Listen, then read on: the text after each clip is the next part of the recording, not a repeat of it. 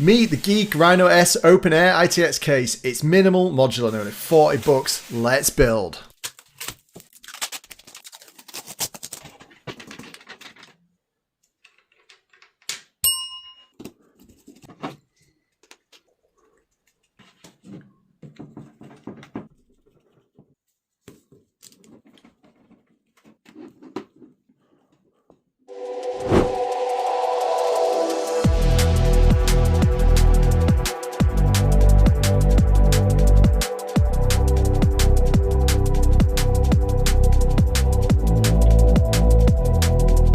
So discuss what you think in the comments. The main build will be coming soon on the channel, so make sure you hit that sub button.